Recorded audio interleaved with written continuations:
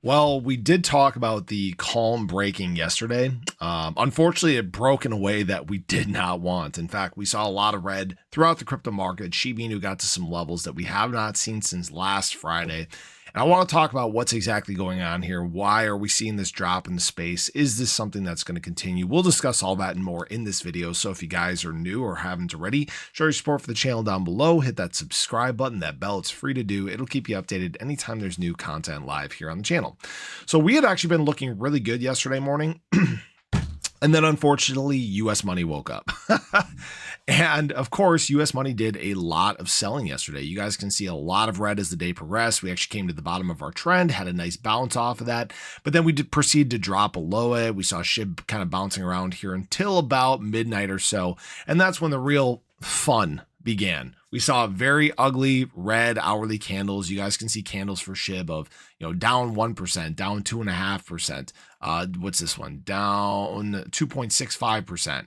Luckily, we actually came down. We bounced off of our closes that we had on Friday. Obviously, we had those ugly candle closes way down at much lower prices. And SHIB hit this and started to bounce back to the upside. We've had a couple hours of green candles here. This is looking good so far.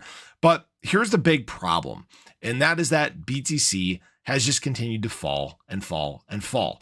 And BTC is a big sign of this weakness that we're seeing in the market right now. It's like I talked about in terms of in my ADA video this morning. For those that missed it, we saw BTC breach our 200-week moving average. That's not a strong sign for Bitcoin. Something I will point out here is we do have a couple levels that BTC can hit and bounce off of. We need to watch about 101.8 or so. That could be a level if today gets kind of ugly again and we see some more red that we need to watch very, very closely. But otherwise, we're looking at longer term moving averages. We're talking about 100K. That's a range that I would love to see BTC bounce off of. But here's the thing, guys. We're still dealing with a lot of what we dealt with last week, a lot of what we dealt with again in the later part of this week. Leverage liquidations, leverage liquidations, leverage liquidations. I'm tired of talking about them. I'm sure you guys are tired of hearing about it, and I'm sure you're tired of seeing them affect the market in this way.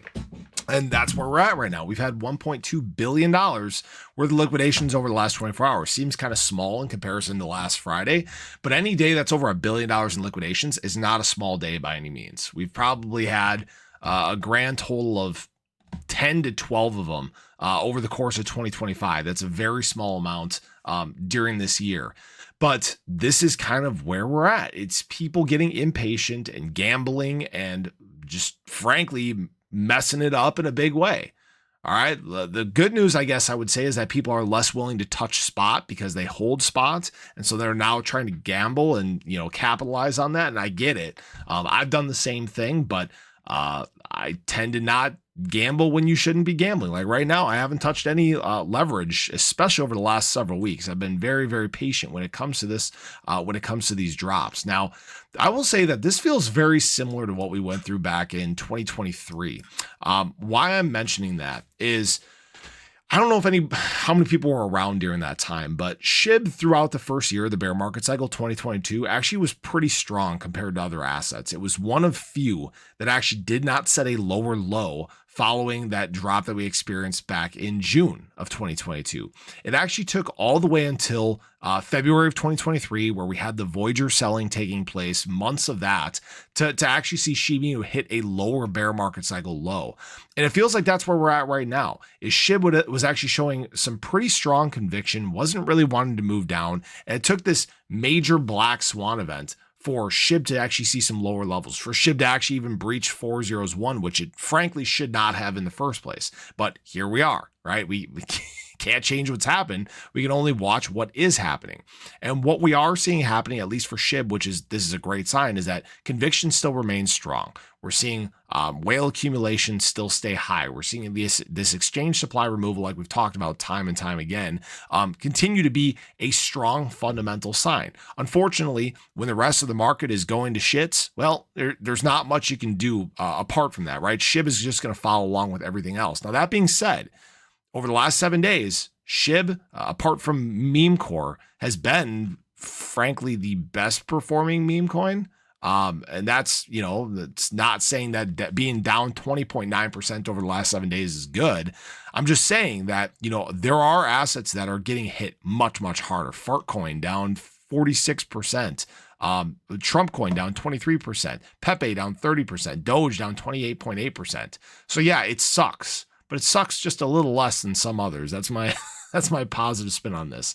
And again, I'm not trying to be, I guess I'm trying to be funny. I'm trying to shed some light on the situation because frankly, long term, it's not going to matter. It just sucks because we're sitting in the midst of the trash right now. It's just kind of a garbage time for crypto. We're seeing gold run wild. There's, still talks of trade wars. China this morning said, yep, the US started basically this trade war. It's like, well, yeah, we've kind of know that we've been in a trade war throughout most of 2025. Tariff talks have been a very prevalent thing so far, but that's kind of where we're at right now. We're just waiting and waiting and waiting and waiting and waiting. And I'll say this, the biggest thing that you can do is just step away from the charts. Don't watch them all the time. That's what I did last market cycle. It sucked. I was checking the charts probably 15 minutes or so, and it will drive you nuts, especially in the times where nothing is happening or the mornings where you wake up and see that there's a lot of red. Me personally, if I didn't do YouTube, if I didn't talk about assets in the space, I would not be checking the charts every single day. I could frankly care less. I could accumulate. I would set my price alerts, and that would be it. But it's important for us to monitor where there is opportunity, what's going on a fundamental level, where we might stop, what levels could we run to. These are all things that everybody needs to be aware of. And so right now, we're just waiting for the market to just take a chill pill and relax. And luckily, we're seeing BTC bounce back in a big way. We're back up to 106 right now. So maybe that's a sign of what's going to come today, but we'll see what happens. So have a great day. Show your love below. Let me know your thoughts. Catch you guys in the next one. Take care.